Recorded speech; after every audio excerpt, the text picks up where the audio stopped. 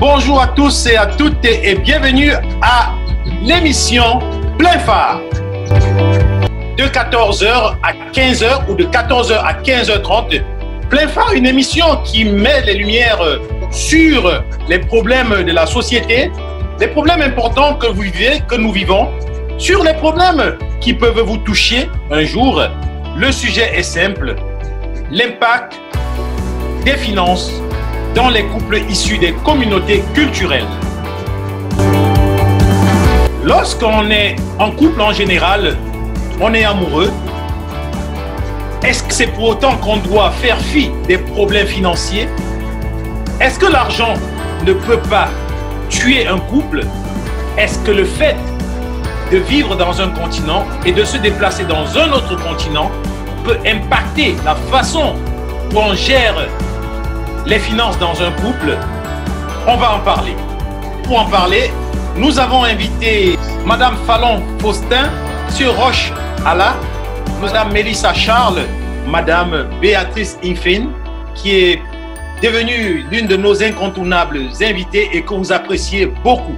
Alors, bonjour à tous et bienvenue à l'émission, qui bien sûr sera animée par moi, Florent Tchatchoua de One International Prince Lial, et bien sûr, notre incontournable Marceline Dara. Bonjour Marceline. Bonjour Florent, bonjour. Alors, c'est un plaisir pour moi d'être avec vous aujourd'hui, encore une fois, pour parler d'un sujet d'une importance capitale. Alors, on sait que l'argent, c'est l'une des raisons principales pour lesquelles les couples se disputent et se séparent. Alors, il était grand temps pour nous, sur la plateforme de Diaspora Interaction, d'aborder ce sujet et surtout, ça va de pair avec la mission de Diaspo qui est d'informer et d'instruire nos communautés culturelles. Alors aujourd'hui, on est accompagné des personnes qu'il faut pour en discuter. Je pense qu'on va avoir une super belle discussion.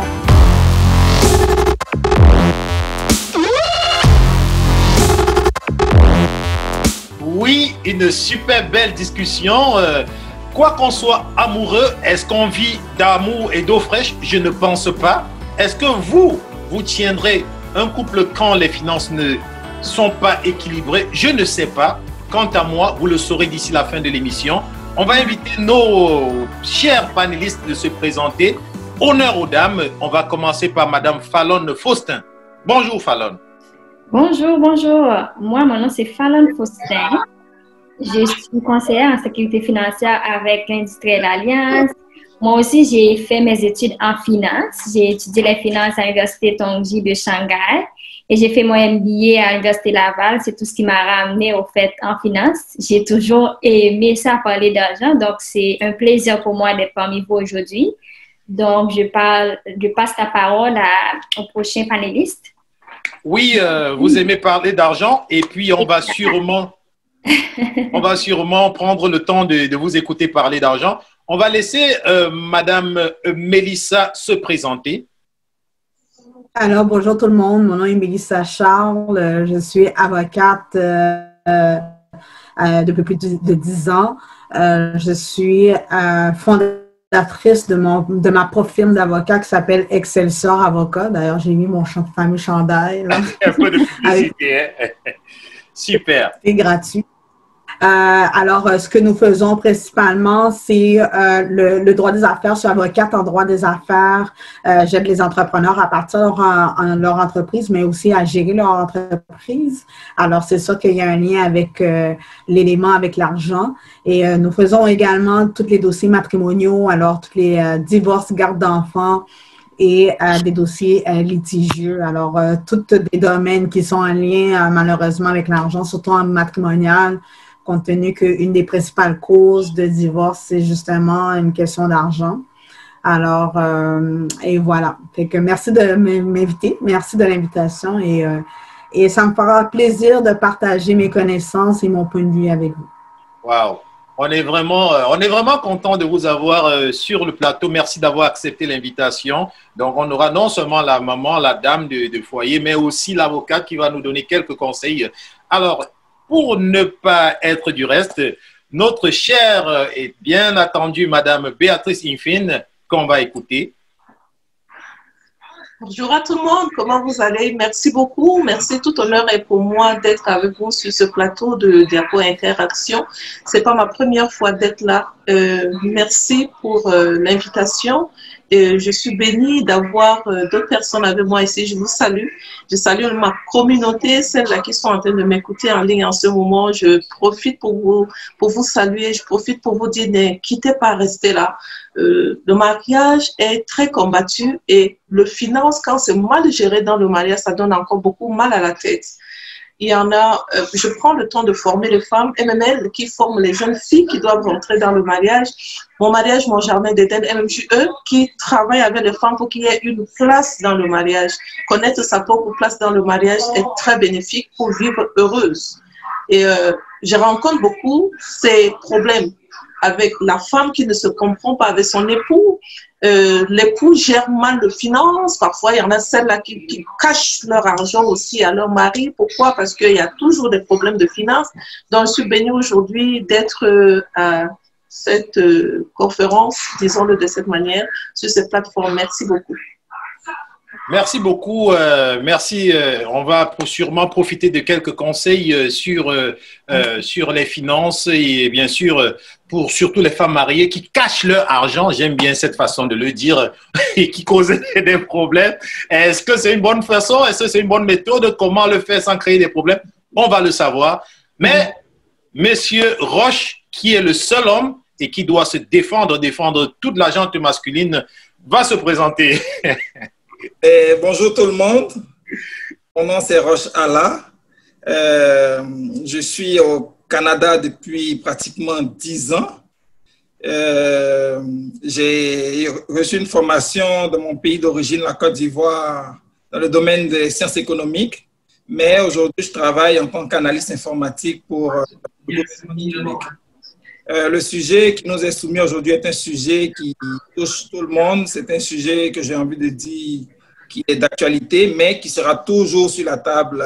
Quand on parle de couple, on parle d'argent. Et moi, je vais essayer de rester le plus froidement possible attaché au sujet. On parle de couple issu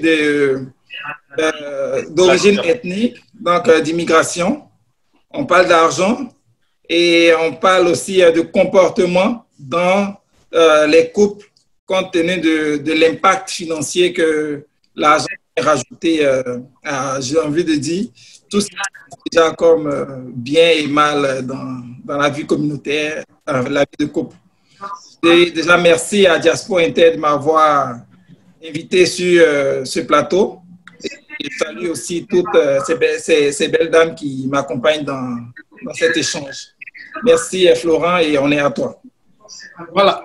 Merci beaucoup Roche. On va se jeter dans l'eau rapidement. Je vais laisser quand même Dara commencer avec les questions et ensuite je serai avec elle. On va co-animer ensemble et je pourrai rebondir de temps à autre. Dara, je te laisse commencer les hostilités. Ben oui, je vais commencer les hostilités. Merci Florent. Je remercie encore une fois nos invités. Alors là, on va rentrer dans le plein vif du sujet. Selon vos expériences, parce qu'on a quand même un panel assez diversifié, est-ce que vous pensez que la question de la gestion de l'argent est un sujet tabou dans les communautés culturelles? Et si oui, pourquoi? Je vais commencer avec Madame Béatrice. Merci beaucoup pour ta question. Malheureusement, oui, la question de la gestion d'argent, c'est un tabou. Les gens fuient ça. Il y en a qui n'arrivent même pas à s'asseoir et dire à la femme combien je fais rentrer dans ma poche. La femme aussi n'arrive pas à dire à l'homme combien je fais rentrer dans ma poche. Maintenant, dans le mariage, il y a les gens qui ont voulu se marier et il y a les gens qui veulent fonder un foyer. Il y a la différence. Je veux me marier, dont les fondements ne sont pas solides. Juste le désir de se marier. Il y en a celles-là qui savent que l'institution est une institution de Dieu et il y a les préliminaires à faire. Je connais cet homme avec qui je vais m'engager. Je prends le temps de le connaître et je sais que c'est un homme, par exemple, quand je commence à parler d'argent, il ne veut pas en parler. Donc, je l'observe, je sais comment il fonctionne et tout, avant je m'engage avec la personne. Sinon, tu ne connais pas comment la personne fonctionne. Il y a les pervers qui ne veulent pas du tout que tu saches même combien il a comme argent. Tout ce qu'il fait, il le cache.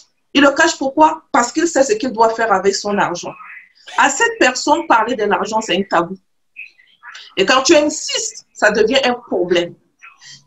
Malheureusement. Donc, il faut chercher à savoir qui est ta personne dès le début. Lorsque tu veux fonder un foyer, pas seulement un mariage, je vous ai dit la différence. Il veut fonder un mariage ou bien je veux fonder un foyer. Donc, lorsque tu veux fonder un foyer, ça veut dire je connais qu'il y aura des combats. Et donc, avec ce combat, comment je dois faire pour vivre avec ma personne? Tu cherches à connaître ta personne, tu sais que c'est un homme. Parler de l'argent avec lui, c'est un tabou. Il va falloir que je trouve un autre moyen de parler, de discuter sur l'argent. Il va falloir chercher tout, prendre les dispositions pour vivre avec ce genre de personnes.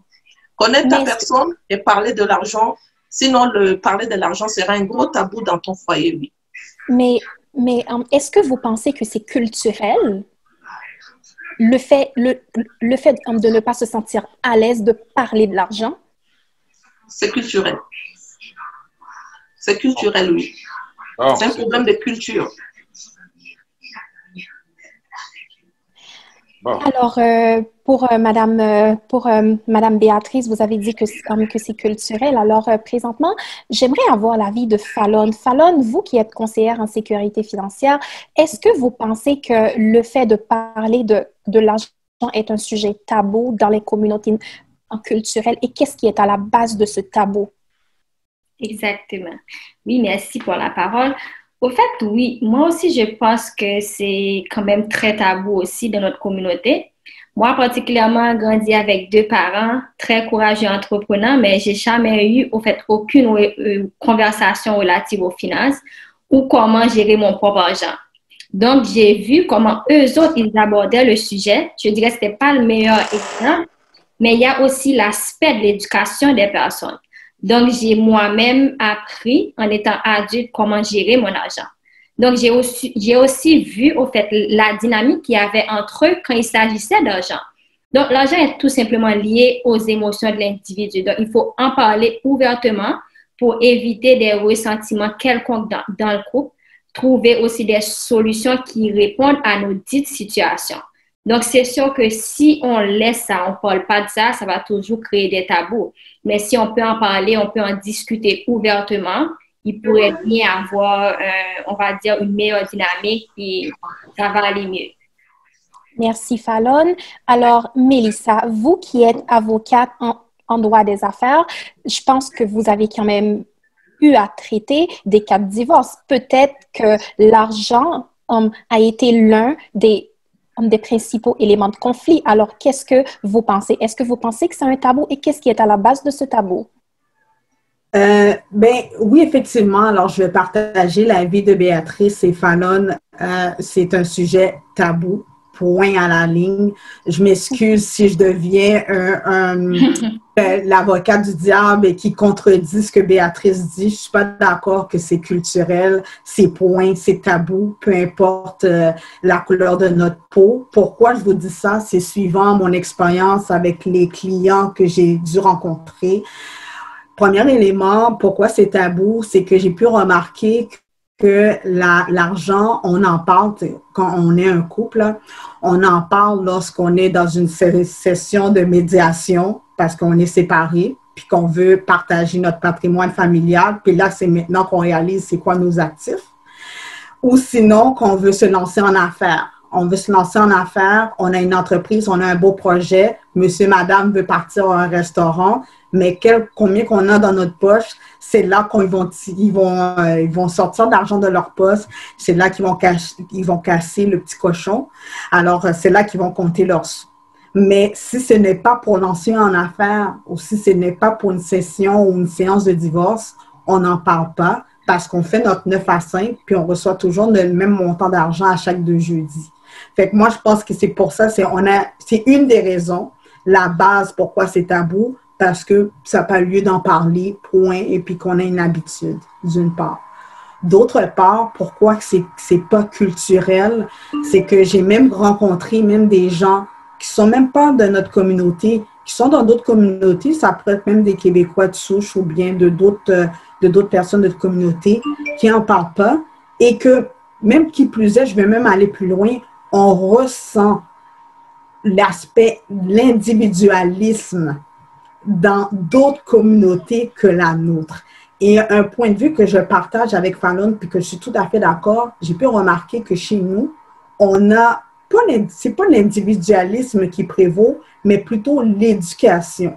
Fait qu'on a tendance à voir les parents vont éduquer leurs enfants parce que nos parents là, de première génération, ils ont travaillé tellement fort pour gagner leur argent qu'ils veulent montrer à leurs enfants pour dire voilà comment j'ai gagné, je l'ai gagné fort.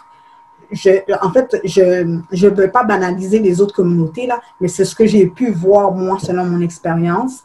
Fait que là, voilà comment tu peux gagner ton argent et voilà comment tu peux la conserver et la mieux gérer. Alors, c'est pas l'argent, là, c'est un problème tabou, point, à la ligne. Merci, Mélissa. Alors, Rokala, j'aimerais avoir votre point de vue masculin. Merci. La première question, c'est de savoir si l'argent est tabou. Tabou, oui. Oui, exact. Honnêtement, je pense que de toutes les sociétés, de toutes les cultures d'où nous provenons, l'argent reste tabou pour son caractère en lui-même. L'argent est un signe ostentatoire, ou du moins extérieur, de réussite. L'argent est une manière, est un moyen de liberté. L'argent intervient dans presque tout ce qu'on veut faire comme projet ou réalisation. Donc, l'argent en lui-même est un instrument qui est assez tabou dans toutes nos sociétés.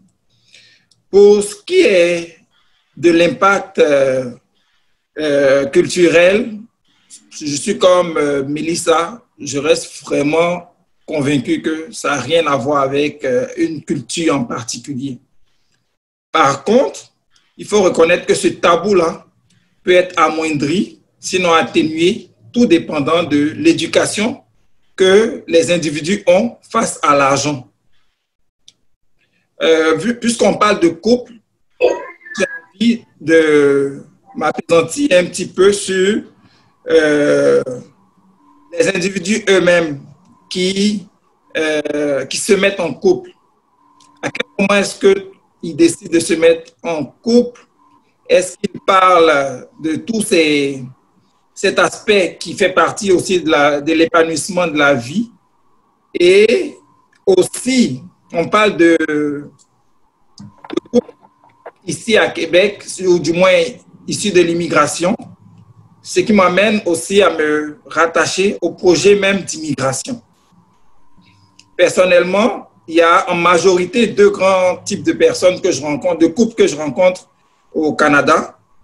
Il y a ceux qui ont immigré comme travailleurs qualifiés ou tout autre programme d'immigration leur permettant de venir, on va dire, chercher un mieux-être au Canada. Puis il y a ceux qui se retrouvent ici comme étudiants. Suite aux études, ils restent poursuivre leur vie au Canada et dans un dénouement naturel des choses, finissent par fonder des couples. On remarquera que l'origine de la formation de ces couples-là, ou même de la provenance de ces individus, qu'ils soient venus comme étudiants ou peut-être comme travailleurs qualifiés, a aussi un impact dans la gestion du couple par rapport à, on va dire, au sujet du jour qui est l'argent. On aura le temps d'en parler un peu plus de ce que l'argent apporte comme avantages et inconvénients au niveau des familles. Mais moi, c'est sur ces différents aspects que je vais vraiment rester concentré. Le projet d'immigration, l'origine des couples et puis l'éducation que chacun a par rapport à ce moyen d'échange-là qui est l'argent. Parfait. Merci, M. Roch. Alors, juste pour un petit sondage rapide. Alors, est-ce que vous êtes à l'aise à parler de l'argent avec votre partenaire? Florent, est-ce que vous êtes à l'aise? Merci de me poser cette question. Je vais vous répondre tout simplement et tout franchement. Dans mon couple à moi, l'argent c'est pas un tabou. Et puis tout ce qui rentre, tout ce qui sort, c'est vraiment partagé, c'est connu. Et je peux dire que personnellement, ça nous réussit beaucoup et ça évite beaucoup de frustration et je pense que c'est quelque chose que je conseillerais aux gens. C'est vrai qu'on n'est pas encore aux solutions, mais vu que vous m'avez posé la question, je dirais tout simplement cela. Mais avant que les autres ne puissent aussi répondre, j'aimerais qu'en répondant à ça, qu'ils nous disent aussi l'argent n'est pas symptomatique de l'un des plus gros problèmes de divorce aussi. Je sais que vous avez des questions en rapport à ça, mais donc j'aimerais lancer ça comme ça en passant. Voilà. Et si tu me permets, je vais rebondir rapidement sur la question. Est-ce que on parle d'argent? Moi, je dirais, et ça va peut-être être drôle, il y a des gens qui déjà sont même pas à l'aise à parler d'argent avec leur banquier.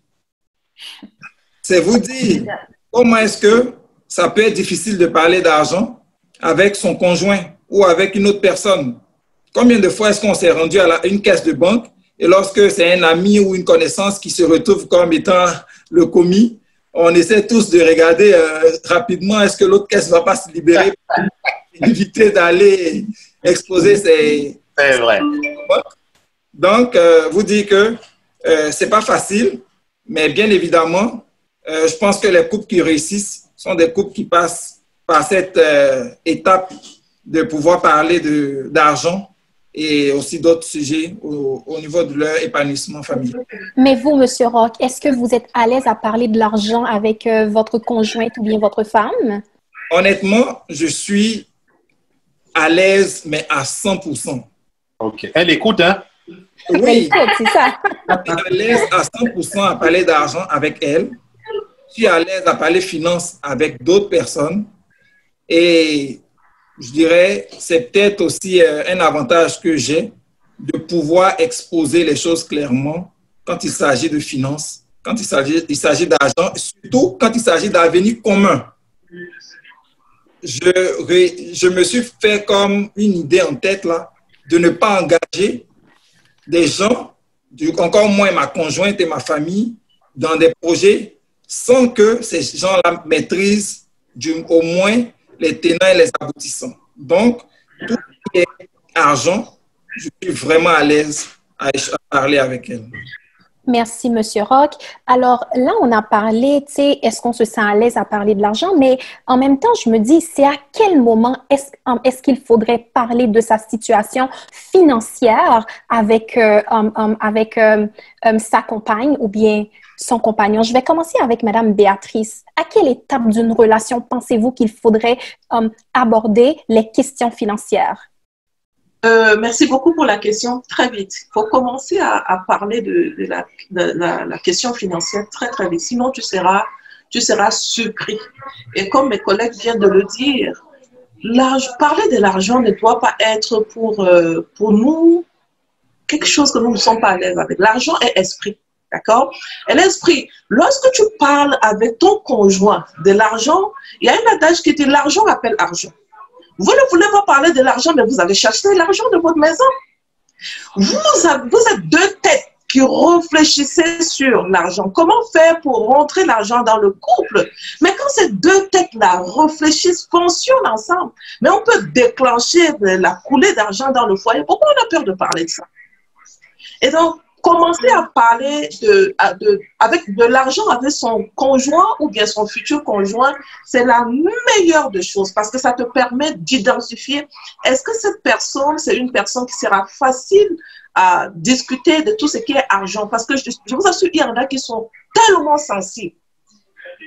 Et dans le mariage, Leur langage, c'est mon argent. Dans cette division, tu le ressens en même temps quand vous êtes encore en fiançailles, que tu commences la personne, tu entends la personne commence à dire c'est mon argent, c'est mon argent.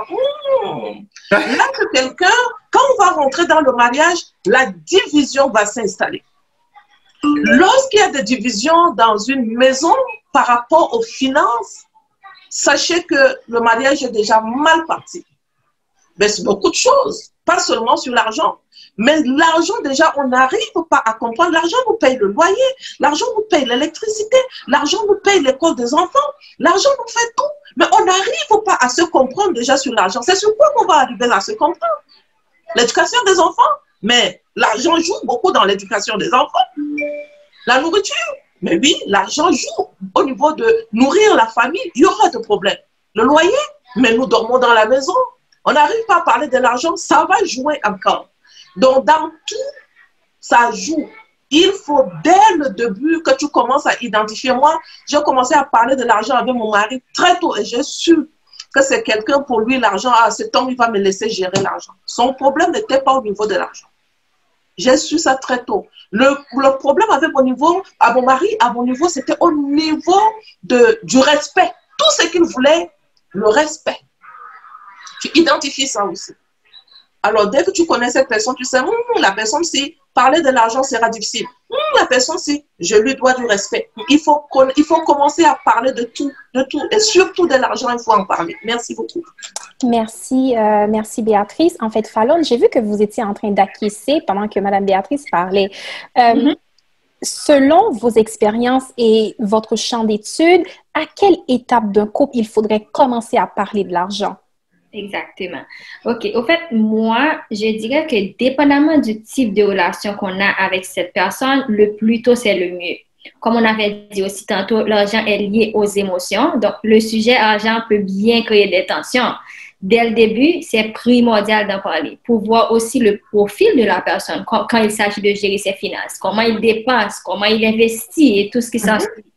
Donc, c'est sûr qu'on doit le faire dans le respect, sans aussi vouloir juger l'autre sur ses habitudes, tu comprends? Donc aussi, on travaille ensemble pour atteindre des objectifs communs. Si on ne peut pas parler de l'argent dès le début, donc ça peut créer vraiment beaucoup de tensions. Comme aussi notre avocate l'a dit, c'est prouvé que l'une des causes du divorce le plus répandu, en fait, c'est les finances.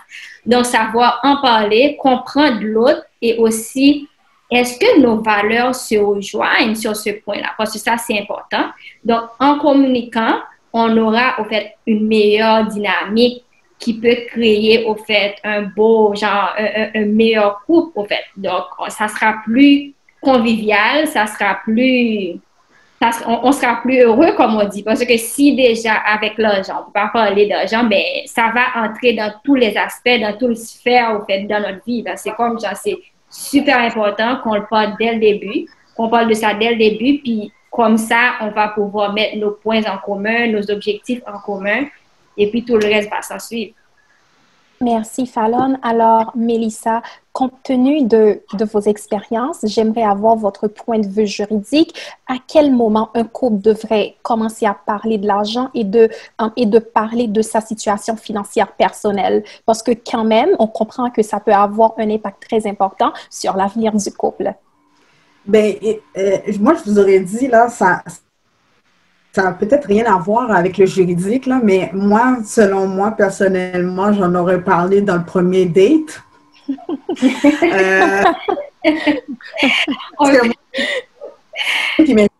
Est-ce que je vais faire affaire avec un séraphin ou avec un dépensier? Fait que là, déjà là.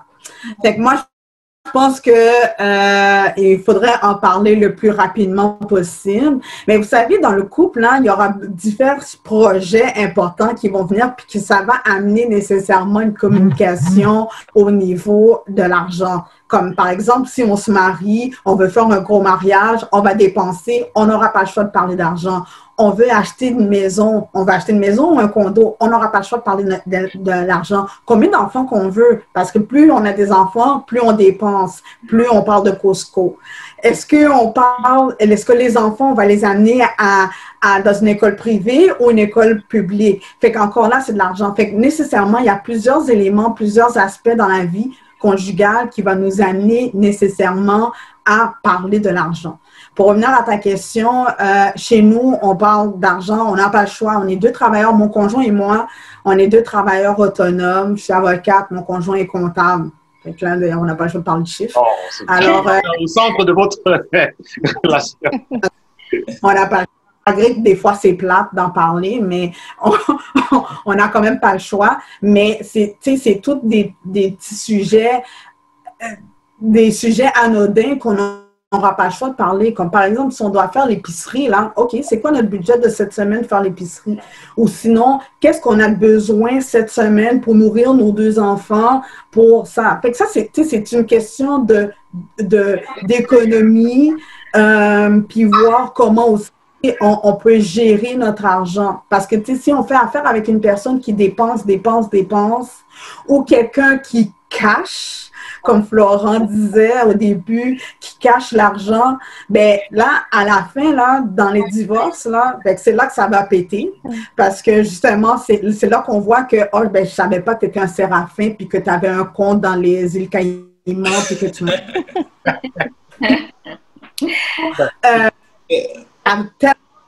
dépensé, mais là, il ne nous reste plus une scène. Fait que dans le patrimoine familial, je dois avoir 50% de tes dettes.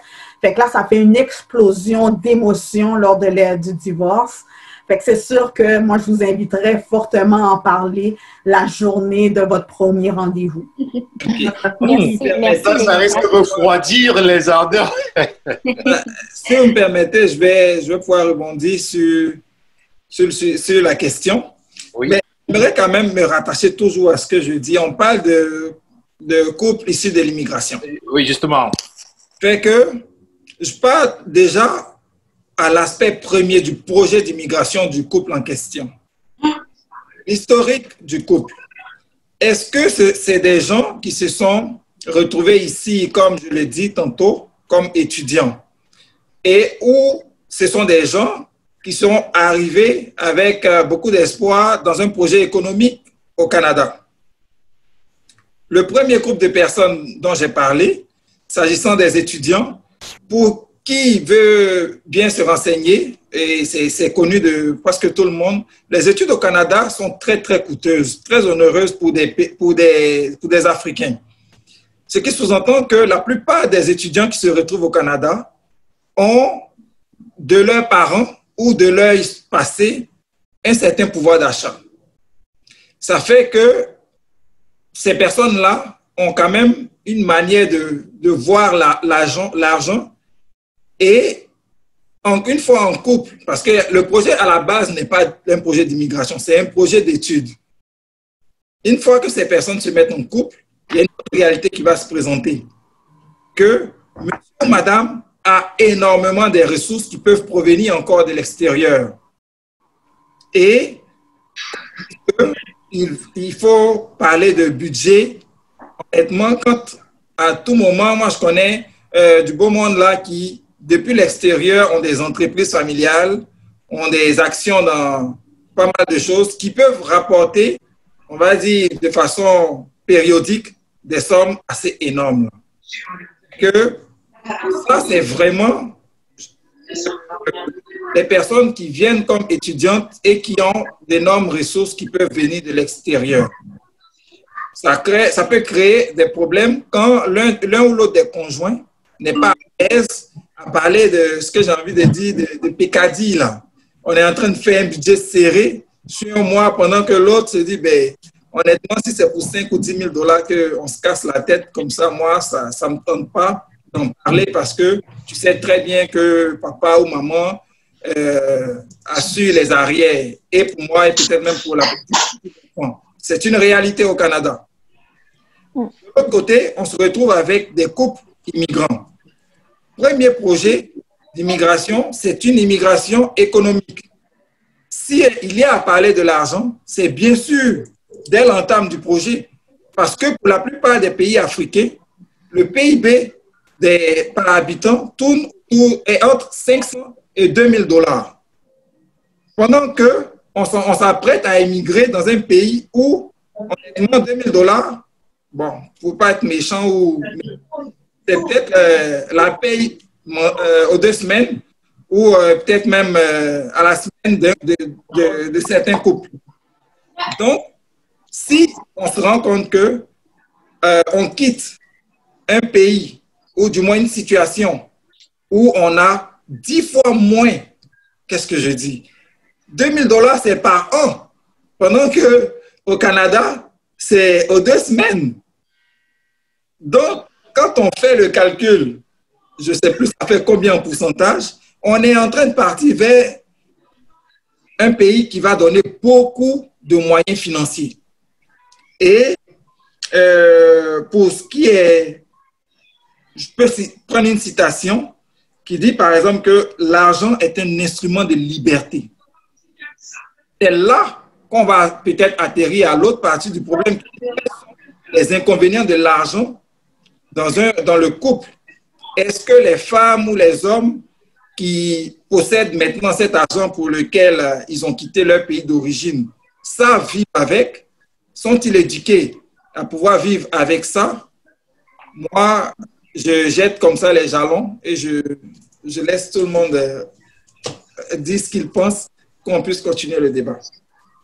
Oui, en effet, Roch, je trouve que vous avez abordé un point quand même très important parce que la question de la gestion de l'argent peut être différente pour des immigrants qui sont déjà bien installés au Québec que pour quelqu'un qui vient tout juste d'immigrer ici. Alors, on est tous d'accord que il faut parler de l'argent dès le début d'une relation. Mais maintenant, pour un couple qui vient de s'installer au Québec avec une culture de gestion de l'argent totalement différente du pays d'origine, alors on peut se sentir un peu désorienté. J'entends souvent des commentaires comme il gère mal, elle exagère, elle se prend la tête.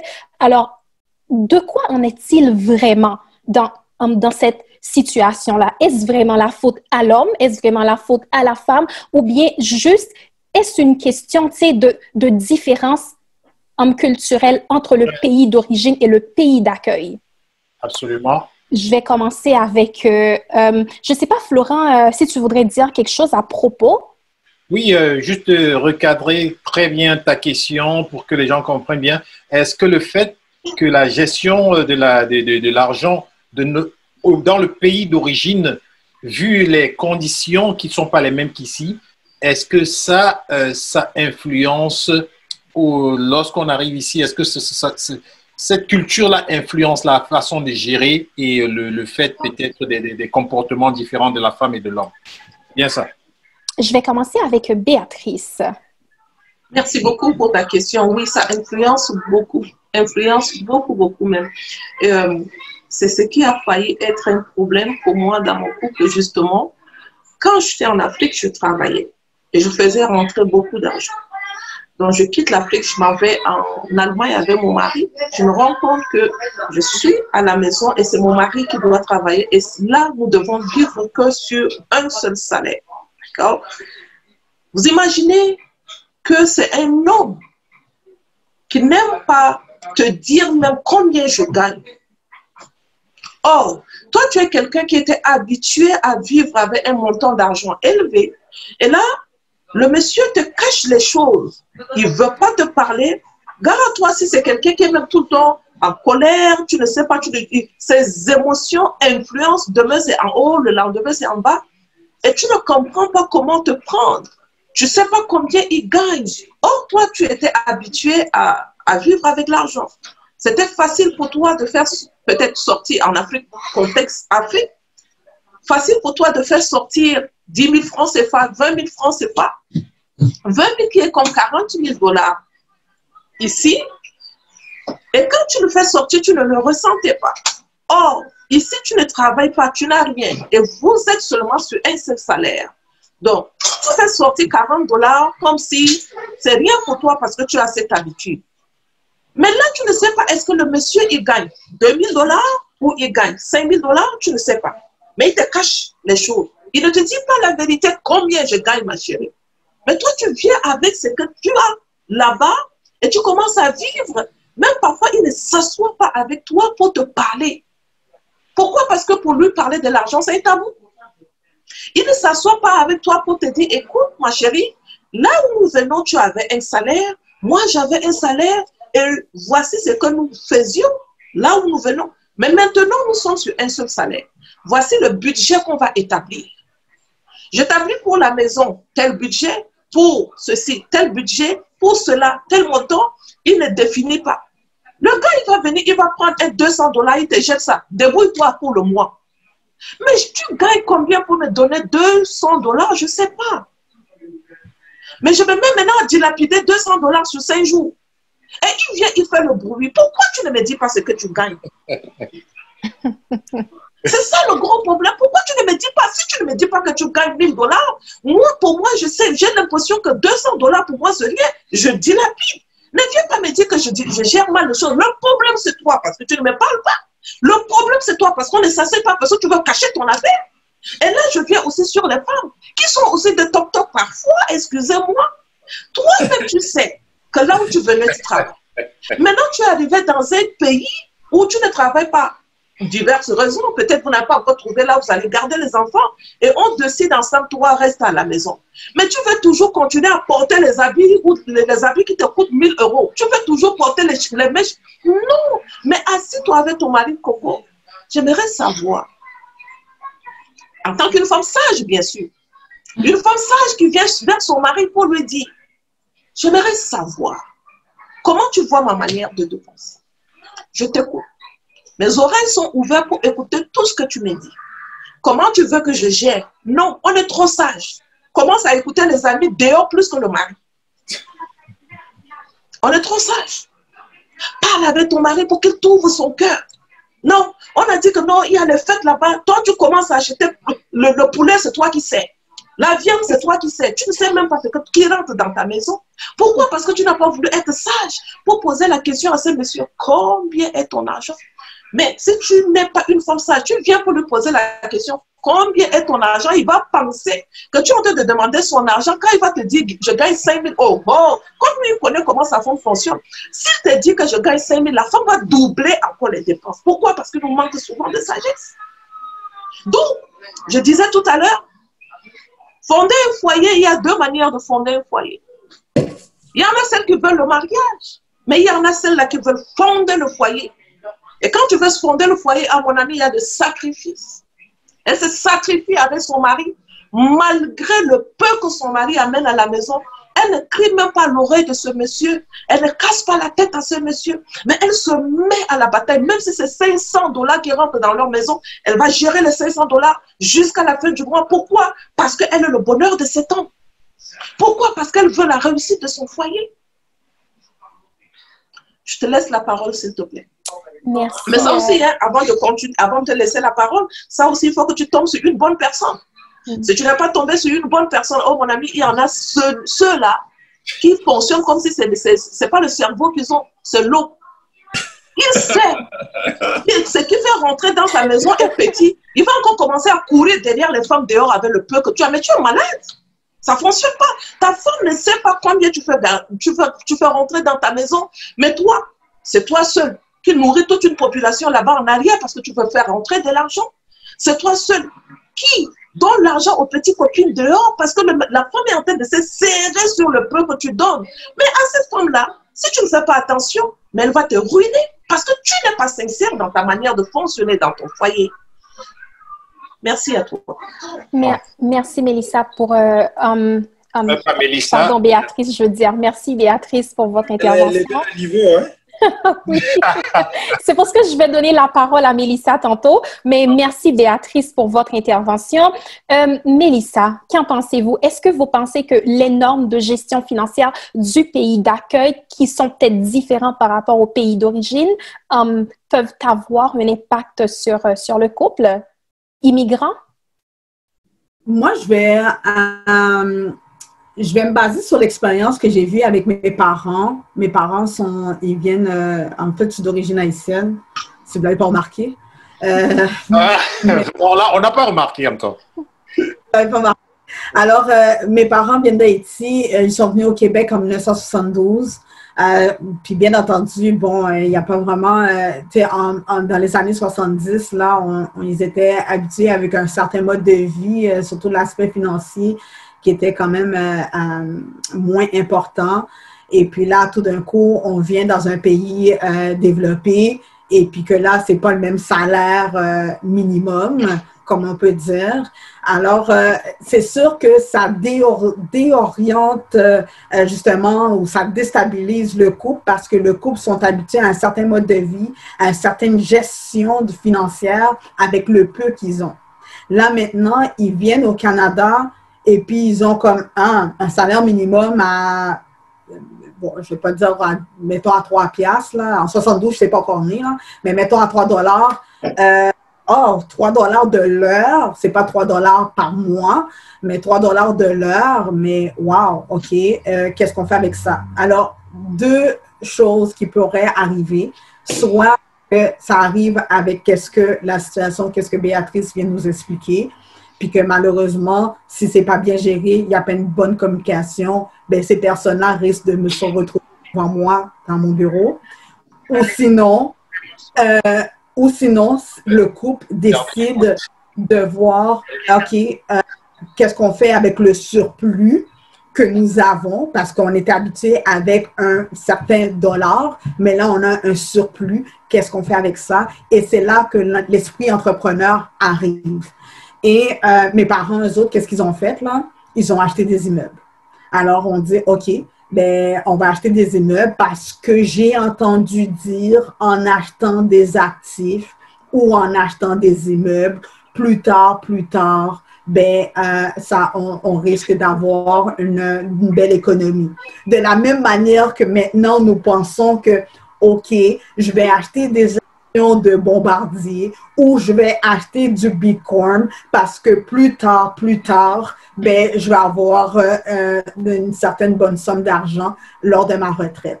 Alors, c'est deux écoles de pensée et c'est comme une espèce de défi.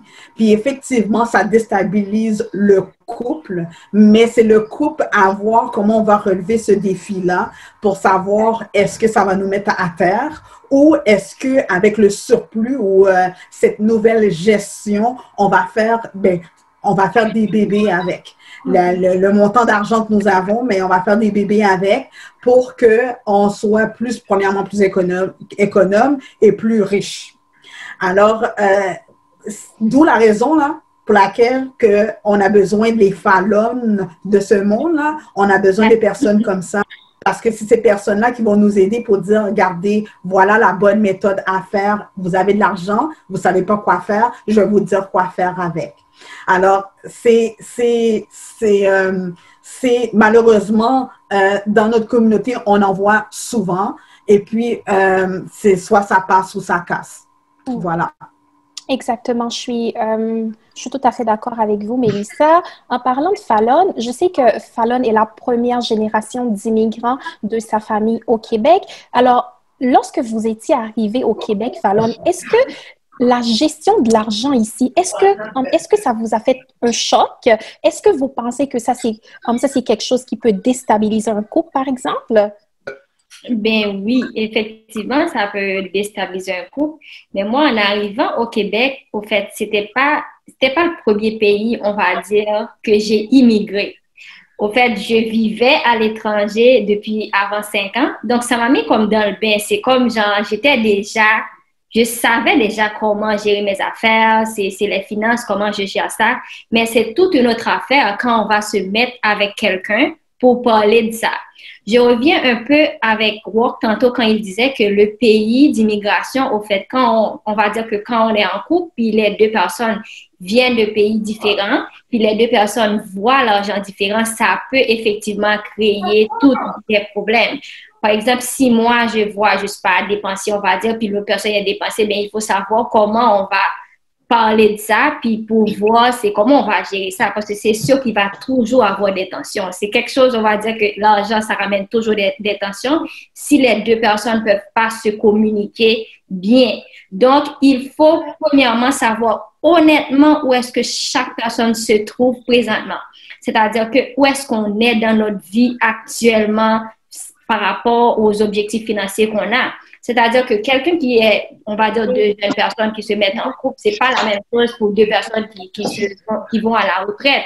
Donc, en sachant où est-ce que chaque personne se situe présentement, avec l'aide d'un conseiller ou d'une conseillère en sécurité financière comme moi, on peut mettre un plan financier déjà à la base pour atteindre les objectifs communs.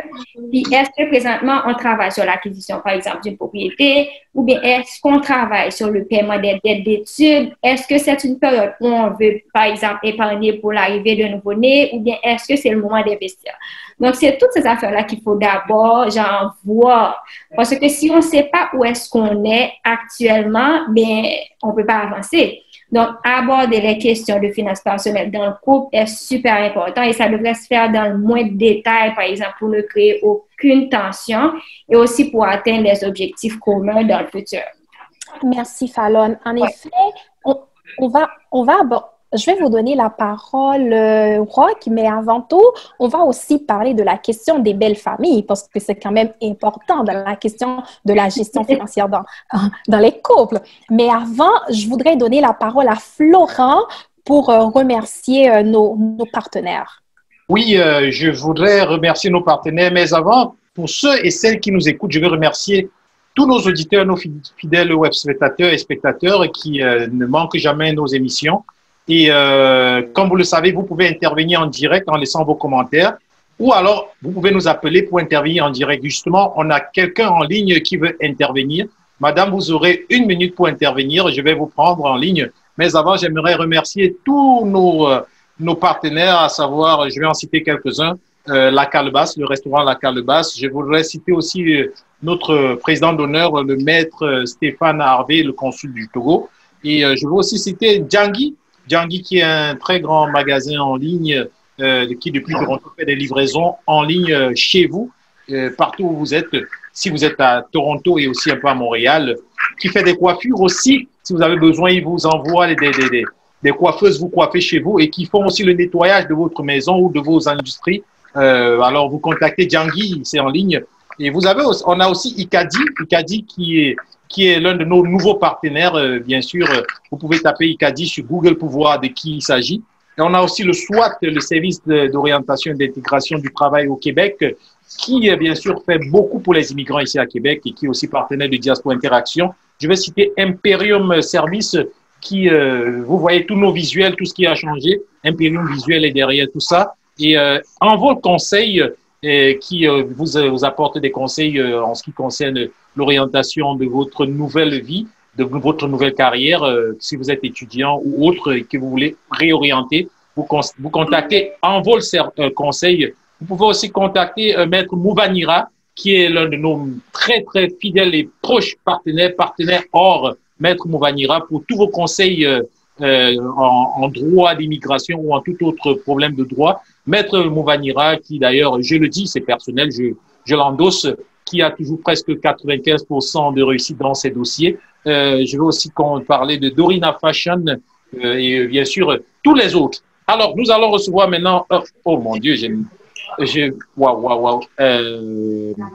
Madame, est-ce que vous voulez appeler... là, j'ai un téléphone...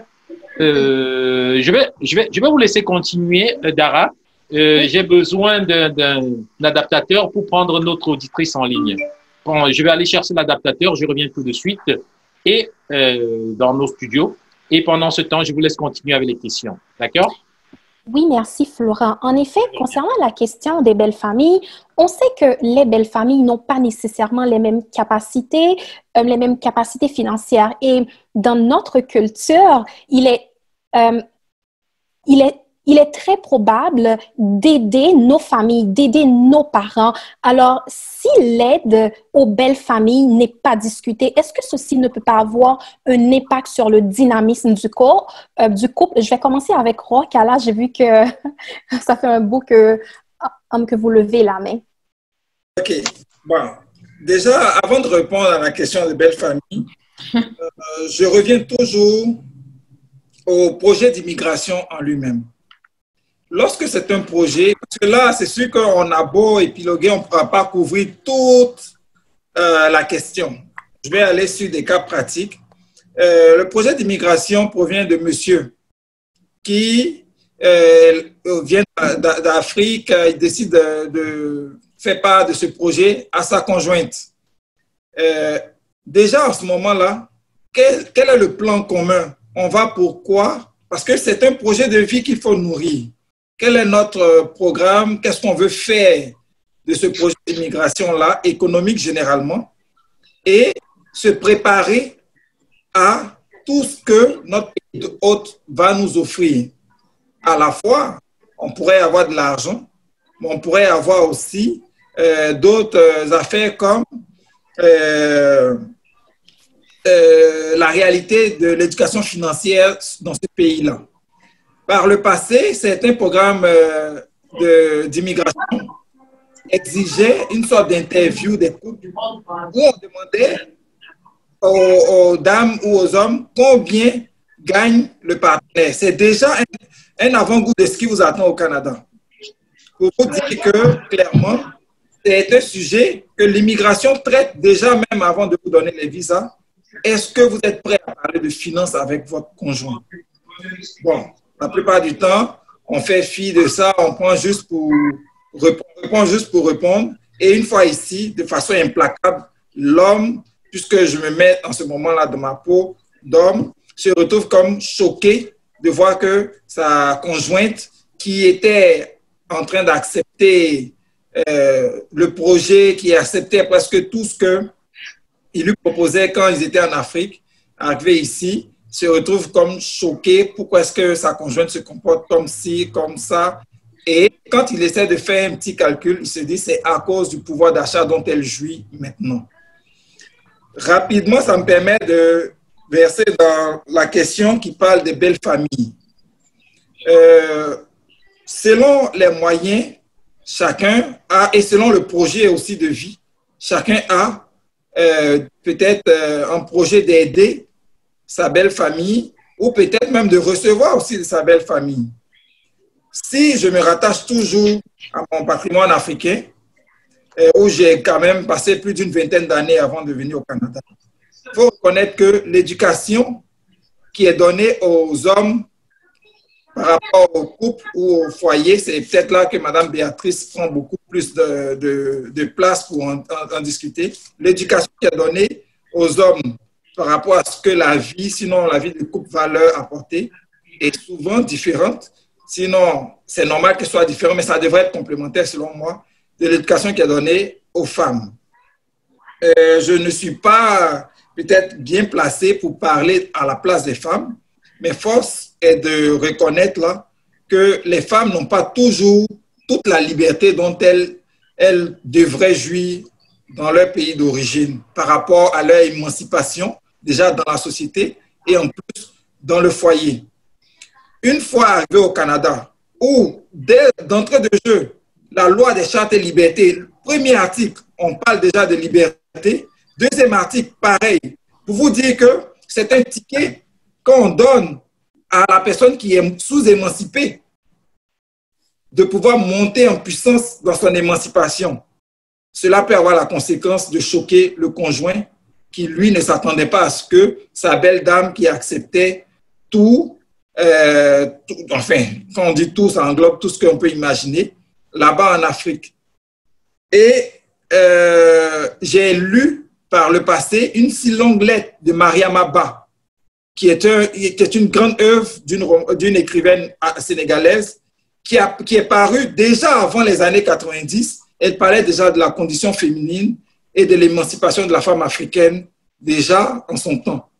Ceux qui ont un peu de temps pourront lire, ou ceux qui s'en souviennent, la bonne dame nous permet d'aborder le sujet des belles familles et de l'émancipation des femmes déjà depuis l'Afrique avant d'embarquer dans un projet d'immigration qui lui donne vraiment ce ticket-là.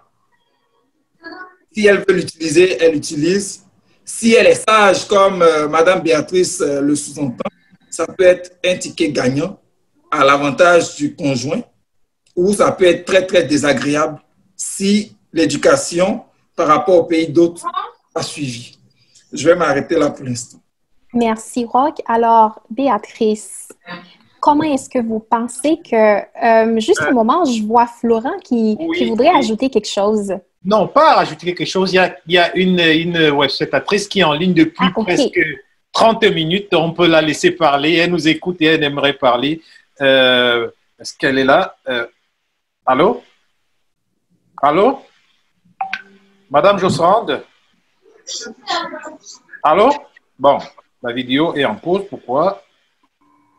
Bon. Bon, Mélissa, je vais vous laisser. C'est qui allait intervenir? Béatrice. Béatrice, oui. Béatrice, intervenez et ensuite, après, je vais donner la parole à Josserande. Oui, Béatrice. En effet, comment est-ce que, selon vos expériences de couple et de conférencière, comment est-ce que vous pensez que les couples doivent aborder la question de l'aide aux belles familles pour que ça ne crée pas de tension? Ça dépend de l'objectif que nous voulons faire du mariage, d'accord? L'objectif que nous nous sommes fixés dans le mariage, c'est quoi? Tout ça prend toujours que ces deux personnes discutent ensemble. Sinon, ça va dans tous les sens. La femme envoie l'argent à sa famille. Et comme je parle du manque de sagesse souvent des femmes, elle envoie l'argent à sa famille en cachet. Juste après, Béatrice. Dans le langage, c'est ma mère. Mais toi, tu rentres dans le mariage et puis tu as une division qui s'installe déjà en toi, que c'est pour moi, ma mère. Pour toi aussi, c'est ta mère. Non, ça ne doit pas fonctionner comme ça. Vous savez, lorsque les fondements sont bouleversés, le peuple est sans frein. Là, ici, quand vous voulez que les choses fonctionnent ensemble, maman, sois sage. La mère de ton mari est ta maman. C'est la mère de ta moitié, c'est ton corps. L'instituteur du mariage a réfléchi. L'homme quittera son père, s'attachera à sa femme, il deviendra une seule chair. Mais comme nous sommes trop intelligents, on a dit que non, Dieu, tu es fou. Nous sommes intelligents, nous, on fait ce qu'on veut. Donc, quand on va dans le mariage, chacun reste dans son coin. Ma mère, c'est ma mère, ton père, c'est ton père, ta mère, c'est ta mère, mon père, c'est mon père. Donc, quand tu veux envoyer l'argent, tu envoies. Moi aussi, je vais envoyer, j'envoie. Bon. Maintenant, avec cette mentalité, où est-ce que nous voulons arriver? Ça dépend d'où tu veux arriver avec ton foyer. D'où je parlais tout à l'heure, il y a ceux-là qui ont voulu fonder un mariage. Il y en a qui ont voulu fonder un foyer indivisible. Et dans un foyer indivisible, il n'y en a pas deux manières de réfléchir et de fonctionner. Nous fonctionnons ensemble, nous regardons dans la même direction. Le mois prochain, combien nous voulons envoyer pour soutenir ta mère ou soutenir ton père? Et ce n'est pas un monstre. Ah non, non, non, non, non, non, non, non, ce n'est pas un monstre. Ce n'est pas une obligation.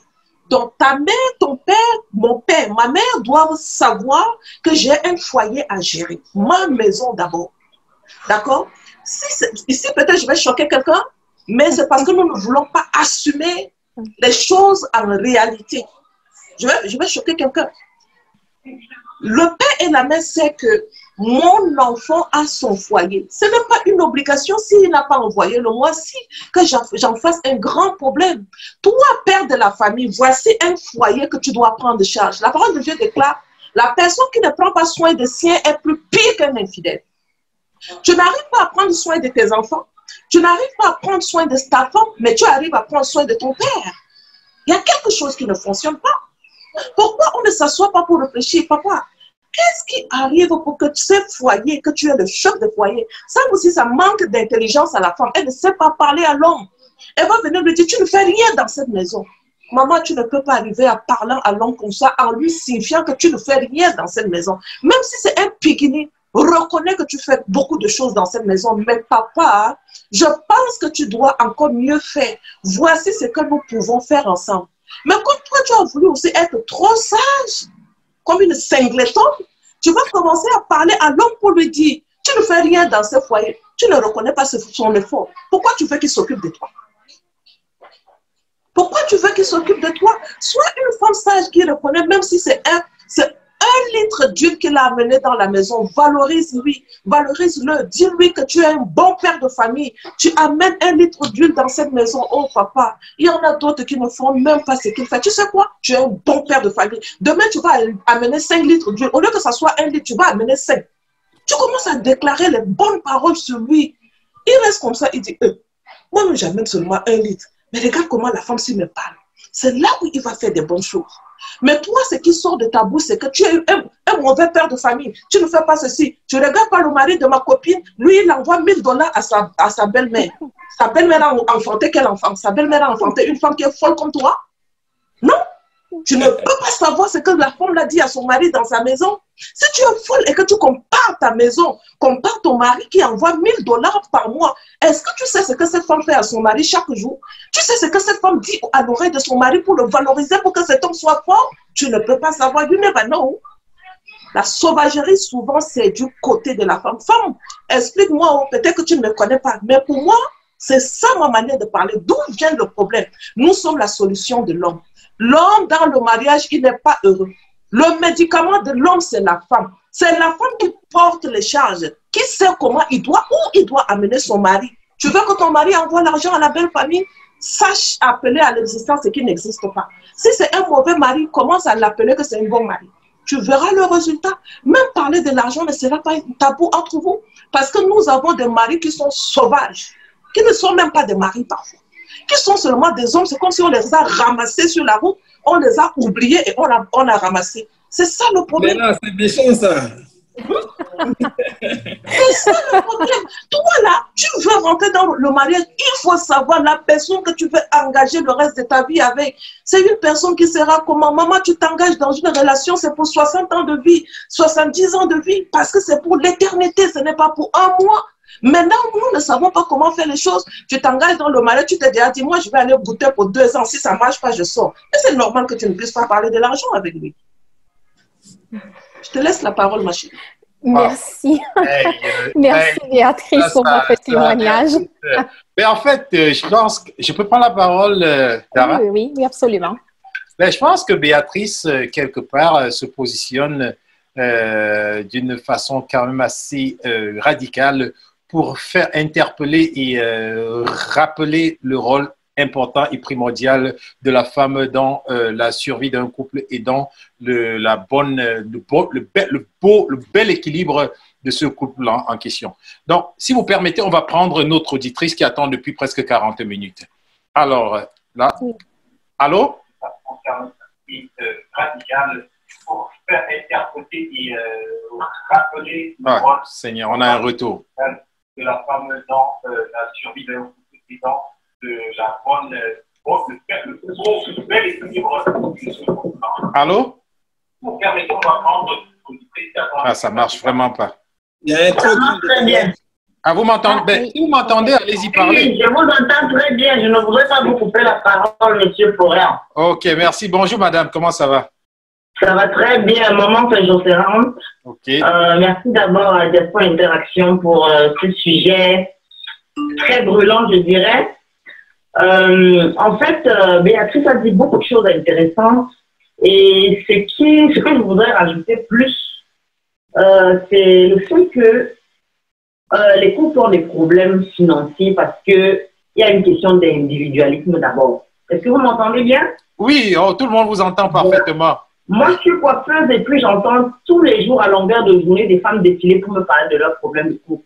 Donc, de ce qui en ressort, c'est que quand les couples arrivent ici, en fait, moi, ce que j'ai compris, c'est que le problème, c'est quand les couples arrivent ici, ils ne s'assoient pas pour parler, pour se dire, voilà, on va gagner combien, on va utiliser ça comment. C'est ça le problème. Béatrice a dit tantôt, il y avait un mari, son mari, je ne sais pas si c'était le sien, elle ne savait pas son salaire. Oh, c'est archi faux.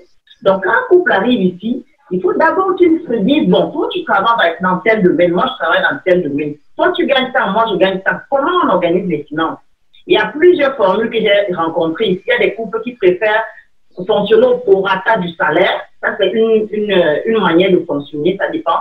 Il y a des couples qui préfèrent se dire, bon, moi, l'homme, je paye, comme c'est moi, l'homme, je veux garder mon statut d'homme, je paye le loyer parce que c'est le gros du lot pour la femme qui paye la bouffe. Il y a des couples qui vont se dire, non, on fonctionne moitié-moitié. Ça dépend de chaque couple. Mais l'important, à mon avis, c'est que le couple s'asseye puis qu'il se dise, bon, voilà ce qu'on va faire. Et puis, le garçon qui était là, le monsieur qui était là aussi a dit quelque chose de très intéressant. Le premier problème, c'est qu'il y a un manque de transparence, comme je disais. Deuxième problème, à mon avis, il y a un manque de communication. Donc, il faut d'abord la transparence. Vous gagnez combien? Maintenant, la communication. Comment on va repartir les tâches? Un troisième point qui, à mon avis, est très important, c'est le projet. Quel est le projet commun du foyer? qu'est-ce qu'on veut faire? Est-ce qu'on veut s'acheter une maison ici? Est-ce qu'on veut bâtir une maison en Afrique? Où allons-nous? Tant que le foyer n'a pas un projet commun, il y aura toujours des problèmes de finances. Parce que madame va vouloir bâtir une maison dans sa famille, monsieur va vouloir bâtir une maison dans sa famille, madame va vouloir créer son entreprise, monsieur va vouloir créer son entreprise, chacun va vouloir utiliser son argent pour son projet commun. Mais s'il y a déjà un projet commun, même si les charges de la maison sont divisées en deux, vous allez vous dire qu'il y a un projet commun, bon, chaque mois on va mettre un compte commun, même si chacun a son compte individuel, on peut se dire chaque mois, on va mettre un compte commun pour le projet familial. Donc, c'est un peu ce que je voulais rajouter là-dedans. Faudrait vraiment que les couples apprennent à être clairs, à être transparents dans ce qu'ils gagnent, à être transparents dans la gestion des finances. Et ce n'est que comme ça que ça pourra aller. Moi, je ne veux pas parler trop longtemps. Merci beaucoup. Merci infiniment, Madame Josserand, qui est d'ailleurs coiffeuse, comme elle a dit. Merci de votre intervention, une fidèle web spectatrice. Et on espère donc vous écouter une autre fois dans une prochaine émission. Bonne journée. Merci à toute son équipe. Merci beaucoup. Bonne journée. Merci. Bye bye. Alors voilà, merci beaucoup à Madame Josserand et à toutes les personnes qui nous écoutent. Et même si vous n'intervenez pas, sachez que si vous me laissez des messages, on va pouvoir les avoir. Là, on est à 15h13. On a 13 minutes de passer. En général, c'est une émission qui dure 1 heure. Ben, quand elle est passionnante et intense comme aujourd'hui, on se permet 30 minutes de plus. Donc, on a encore 15 minutes de maximum et on aura terminé. Donc là, on va un peu discuter encore et ensuite, on va passer aux solutions. Je vais laisser, bien sûr, Dara continuer.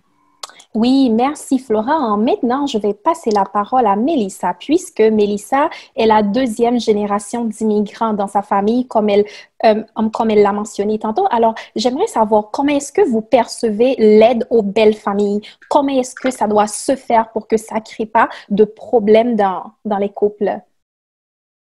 Je vais faire attention de ce que je vais dire parce que je viens de voir que mon mari se connecte.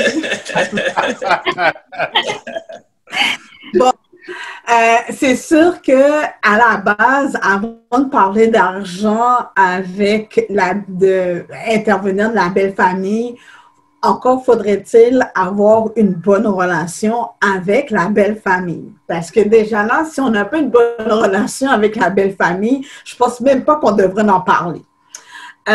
Mais advenant qu'on ait une belle relation, moi j'ai une super belle relation avec ma belle-mère, mon mari a 3 sœurs et un frère, et on s'entend très bien. Et puis, de la même manière où nous, chez nous, là, mon mari, il est bien, il a une bonne relation avec mes parents et mes 2 grands frères. C'est déjà là, à la base, il y a une certaine confiance qui est instaurée. Mais je vais revenir aussi un peu à ce que Béatrice disait, puis je suis 100% d'accord avec ce qu'elle dit. D'abord, il faut avoir il faut penser à notre foyer d'abord. Alors, l'homme et sa femme, l'homme qui quitte son toit et sa femme. Je connais pas la phrase par cœur, là, oui. Mais je comprends, là, je sais que ça vient d'un livre très important. Mais il faut déjà garder ce concept-là. Dans la mesure que si dans le foyer, on a une gestion saine de base et que ça vous permet d'aider d'autrui, allez-y, faites-le. Au moins, on est là pour aider. Nous, comme 2e génération, on est là pour aider nos parents qui nous ont aidés jadis qu'on était jeunes. Fait que c'est tout à fait normal que je vais aider ma belle-mère ou mes parents. C'est tout à fait normal. Mais bien entendu, si on fait face avec un membre de la belle famille qui fait simplement demander quêter, mais sans pour autant d'éduquer, là, il y a un problème. Je trouve qu'il devrait avoir une certaine éducation pour dire, OK, au lieu de quêter, ben, je vais t'apprendre à ne plus quêter. Alors, c'est là, je pense que notre défi à nous, en tant que couple, pour aider vraiment la belle famille respective, ce serait ça, pour dire, écoute, regarde, je vois que tu as, un certain manque de liquidité, d'où la raison pour laquelle que tu fais une demande de prêt ou du quai. Pourquoi pas si tu as un projet à développer ou pourquoi pas avec le peu, là, le 5 $ que je te donne, ben, je peux te le montrer comment tu peux te montrer que ce 5 $-là peut devenir un 10 $ ou un 20 $, de façon autonome. Alors, je pense que nous, non seulement notre génération, non seulement on doit, oui, participer et puis aider nos parents, mais aussi même une éducation inverse. De la même manière que nos parents nous ont éduqués, ben, il n'y a rien de mal à ça que nous, les jeunes, on éduque nos parents qui sont retraités. Puis on s'entend là, éduquer, là, je ne suis pas conseillère financière là, comme Fallon, mais avec mon expérience, comment je vois les projets se développer, les projets d'affaires, comment ils se développent, ou vous êtes retraité, OK, mais il n'y a rien qui vous empêche de, on ne parle plus de petits cochons qu'on va casser, là, mais on parle de comment on va épargner puis être à même à bien vivre justement notre quotidien. Mais d'un côté, là, j'écoutais qu'est-ce que Béatrice disait, si ce n'est pas nos parents qui font simplement abuser de faire une telle demande, bien là, bien entendu, là, il y aura une certaine pensée-y bien avant de justement de donner ou quoi que ce soit, sinon ça va revenir, ça va de façon périodique et c'est là qu'on risque d'avoir des problèmes conjugaux parce que, bon, la belle famille s'est mêlée dans nos problèmes, se sont mêlés dans nos finances. Nos finances, maintenant, on a eu un problème de finances à cause de la belle-mère ou le beau-père ou les beaux-frères ou les belles-sœurs. Puis là, c'est là que ça pète. Puis là, on n'est pas capable de gérer notre propre problème à nous parce qu'on a une tierce personne qui se sont mêlées de nos affaires. Puis là, si on n'est pas capable de gérer ça, bon, ben là, on a un ballon qui s'est pété. Puis que là, on parle de peut-être séparation ou divorce. C'est toujours la même rengaine, hein? Fait que c'est ça. Fait que, voilà. Oui, merci, merci Mélissa. En effet, Béatrice, vous voulez ajouter quelque chose, c'est ça? En fait, je m'excuse de lever la main. Je dois partir. J'ai une réunion et je suis déjà en retard de 18 minutes. Je vais juste vraiment vous dire merci et m'excuser auprès de vous. Le niveau de débat est très intéressant avec vous. Je pense que j'aurai encore l'honneur de revenir dans ce genre de débat la prochaine fois.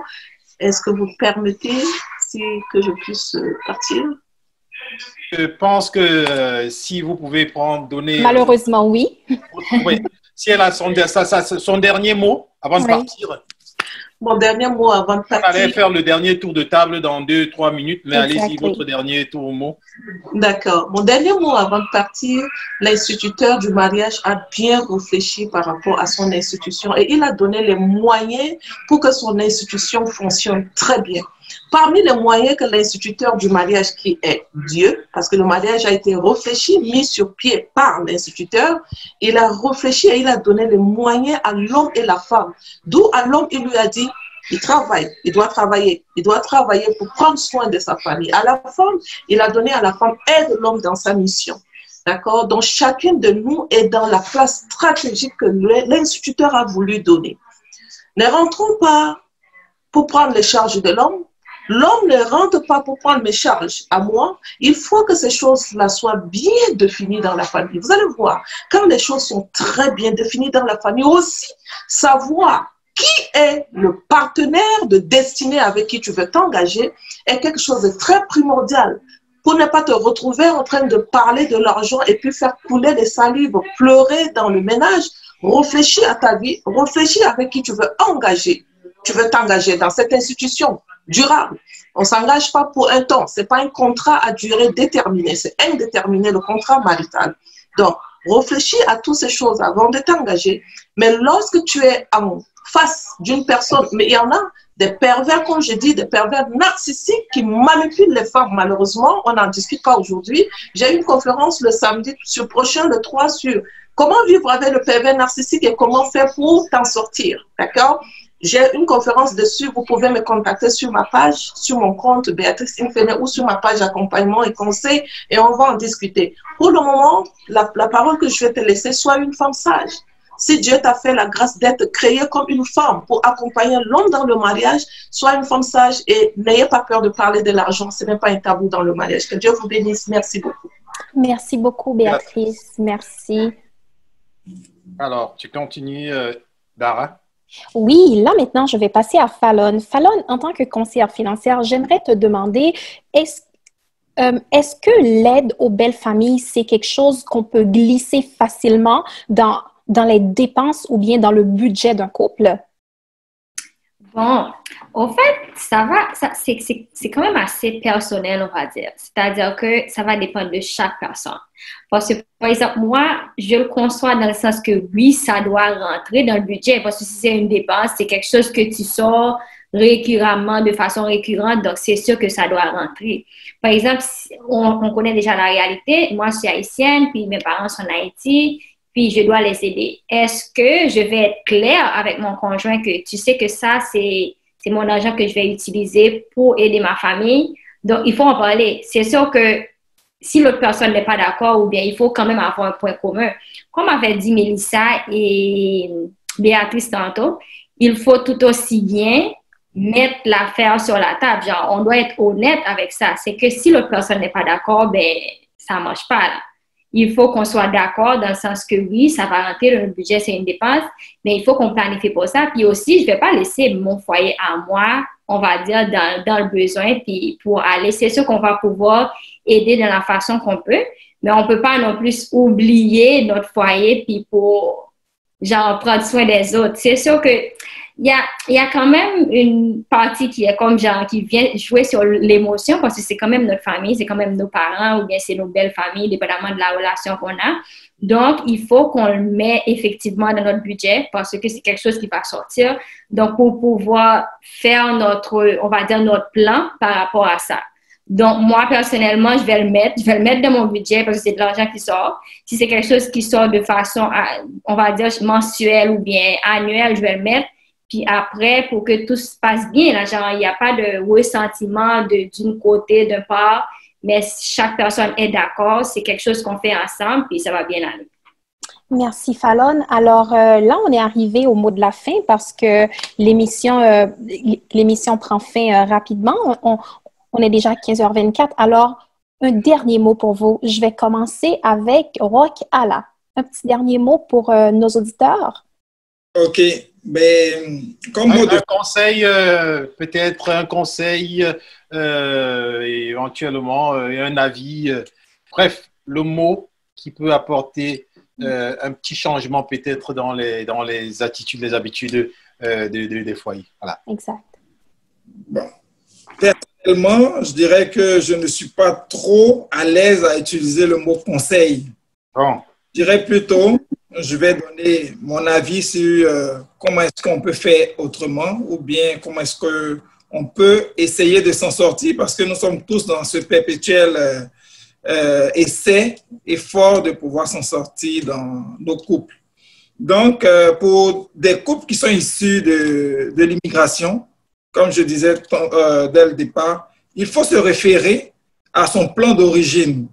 Selon moi, quel était notre projet d'immigration? Qu'est-ce que nous essayons d'aller construire ou aller chercher dans le pays hôte? Ça peut être une très bonne base de discussion. Puisqu'on parle d'immigration économique, qu'est-ce que nous avions prévu faire? Est-ce que nous sommes en phase avec notre projet? Et comment est-ce qu'on pourrait, pourquoi pas, rattraper si jamais il y a un trop grand écart entre la réalité et nos espérances? Donc, une fois qu'on s'entend sur un projet de vie commun, il faudrait avoir la force et l'intelligence d'être assez fidèle à ce projet-là. Bien évidemment, la question d'argent restera toujours assez sensible. Le premier volet, c'est l'argent entre les parents, ou du moins dans le couple, mais après, ça va être l'argent avec les enfants. Et de là aussi, l'argent avec la belle famille. Donc, une fois que le couple est conscient du fait que l'argent a un impact d'une manière ou d'une autre dans leur épanouissement, on pourra facilement décider de comment gérer, de quoi faire de l'argent. Et ainsi, je pense, on pourrait quand même trouver une partie de la solution et aussi faire confiance, pourquoi pas, aux conseillers financiers qui peuvent apporter une grande aide à ces immigrants-là qui viennent de pays ou de nations où ce n'est pas forcément la même manière de voir l'argent. Concernant les hommes qui estiment ou peut-être qui constatent à leur grand désarroi que leur femme ou leur conjointe ont subitement changé depuis un certain pouvoir d'achat, il faut savoir que le pays dans lequel nous avons immigré donne une certaine latitude, un certain pouvoir à tout le monde dans la famille, que ce soit l'homme, la femme ou les enfants. Donc, opter pour une éducation commune est toujours, selon moi, la meilleure solution. On peut s'éduquer par rapport à ce pouvoir qu'on a entre les mains. La liberté est certes la chose la plus fondamentale au Canada. L'argent vient augmenter ce pouvoir de liberté-là, mais on peut toujours trouver une meilleure manière de vivre ensemble si tel est qu'on a bâti notre projet de vie autour de l'amour et autour du don de soi pour l'émancipation de la famille. C'est ainsi que je vais vous dire merci à Diaspo pour m'avoir donné cette lucane d'expression. Et sachez qu'on vous suit toujours depuis le début du projet et je vois le projet aller encore plus loin dans l'avenir. Merci mon frère Florent. Merci infiniment. Merci à toi. Ensemble, on est. Tara? Oui, merci beaucoup, Roch. Alors là maintenant, je vais passer la parole à Mélissa. Un petit dernier mot. OK, alors je pourrais vous dire, compte tenu que l'argent, c'est un sujet tabou, privilégier la communication. D'ailleurs, la communication, c'est l'essence même, c'est la base même d'un couple. On l'a appris, mon conjoint et moi, l'argent devrait être un sujet parlé sous les oreillers, carrément. N'ayez aucune crainte par rapport à ça. N'ayez pas peur, femmes, n'ayez pas peur de demander à vos hommes combien que vous avez dans votre compte. Hommes, n'ayez pas peur de demander à votre femme combien que vous avez dans votre compte. N'ayez pas peur de ça. C'est une question tout à fait légitime parce que de toute façon, vous êtes liés. Alors, privilégiez la communication. Faites des projets ensemble. En faisant des projets, là, vous n'aurez pas le choix d'en parler de toute façon. Fait que vous n'aurez pas le choix de vous unir. Un couple, ce n'est pas deux personnes concurrentes. Au contraire, c'est des partenaires à vie.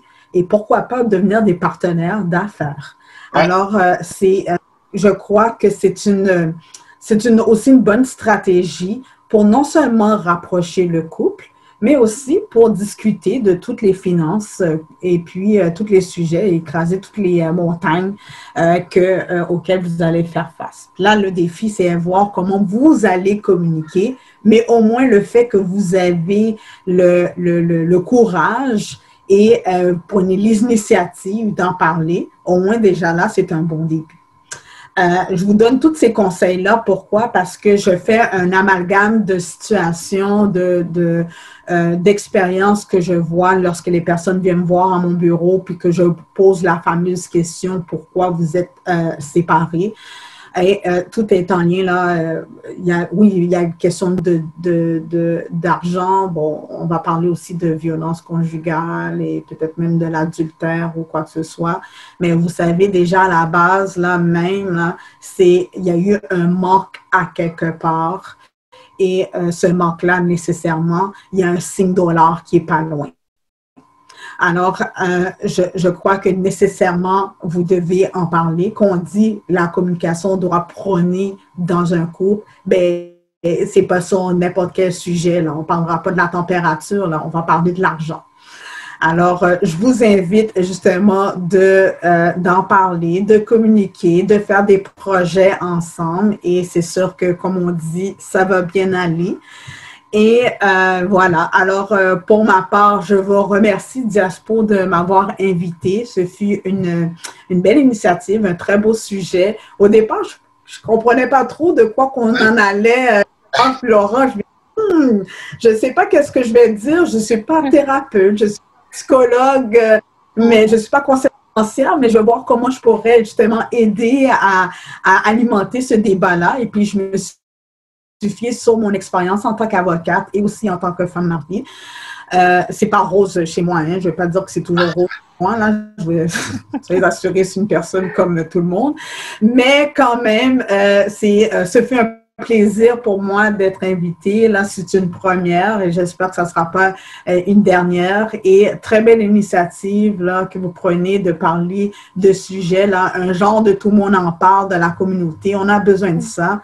Et merci de m'avoir écouté. Et je remercie aussi là, mes confrères, consoeurs, panélistes là, qui ont été là avec moi, qui ont alimenté le débat avec moi.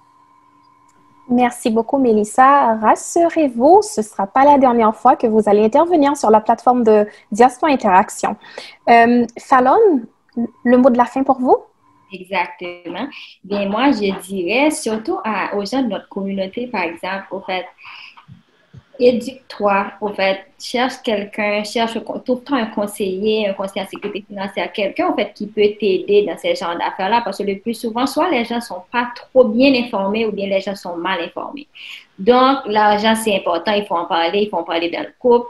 Donc, si toi, tu connais pas exactement tous les outils, on va dire, mais cherche quelqu'un qui est un professionnel, qui va pouvoir t'aider, qui va pouvoir te monter des affaires où vous allez pouvoir, on va dire, dans le couple, avec vos objectifs communs, aller de l'avant. Parce que c'est sûr que si toi, tu fais quelque chose toute seule, puis tu connais pas très bien ce que tu fais, ben, ça va pas donner des résultats, ben. Donc, au fait, c'est ça que j'allais dire. Puis aussi, merci à vous tous, merci à Diapo, merci à Dara pour l'invitation. C'était super intéressant. Merci aux panélistes. Donc, comme Mélissa avait dit tantôt, ben, on va se revoir bientôt, prochainement, c'est pas sur un autre sujet. Sur un autre sujet, oui. Exactement. Parfait, merci beaucoup, Fallon. Alors, comme vous l'avez entendu dans l'intervention de nos panélistes, la communication, la transparence, le nous plutôt que le moi et surtout la sagesse sont des éléments clés pour aborder la question de la gestion de l'argent dans un couple. Alors, j'espère que l'émission d'aujourd'hui a apporté un plus dans votre vie de couple, dans vos capacités de gestion de vos finances. Alors, merci tout le monde. Merci Fallon, Roch et Mélissa. Merci à tout le monde qui nous regarde à chaque dimanche. Merci encore une fois à toi, Florent, pour l'initiative. Alors là, je te passe la parole pour le dernier mot. Alors, vous avez tout dit, et bien sûr, la communication, l'éducation et bien sûr la patience. C'est très important. Il en ressort de toute cette émission que le problème d'argent ne relève pas, bien sûr, tout simplement d'une culture ou bien d'un pays ou d'un continent, mais c'est bien le problème de tout le monde, c'est universel. Donc, j'aimerais, donc, avant de terminer, remercier tous nos partenaires, toujours, qui permettent qu'on avance très vite et très bien. La Calebasse, Maître Stéphane Harvey, Djangui, Icadi, soit Imperium Service, Envol Conseil, Maître Mouvanira, Dorina Fashion, et peut-être que bientôt, Mélissa sera aussi partenaire avec Excelsior, qui sait, parce que c'est peut-être la première fois, mais peut-être pas la dernière fois. Et surtout, merci à nos panélistes, merci Fallon pour une première fois, merci, c'était fantastique, merci. Roch, je sais que tu m'avais promis une belle émission, je ne suis pas déçu. Mélissa, je pense que ça a été une belle expérience. Il y a eu une belle connexion et franchement, n'oubliez pas pour tous ceux qui sont en train de regarder notre émission, abonnez-vous, c'est la web TV de la diversité de la diaspora. Abonnez-vous. Mélissa, tu n'es pas encore abonné, Rob, je sais pas. Abonnez-vous à toutes nos pages, partagez autour de vous. Il faut qu'on grandisse, qu'on forme vraiment une communauté très forte pour avoir plus plus d'impact à travers, bien sûr, à travers cette vitrine qui est pour vous et non pour quelqu'un en personne. C'est votre vitrine, c'est notre vitrine. Je vous remercie infiniment. Sur ces mots, je vais juste vous souhaiter un bon dimanche, un bon début de semaine et à bientôt. Surtout, restez sages et restez bénis. Bye bye. Merci tout le monde. Bye bye. À la prochaine.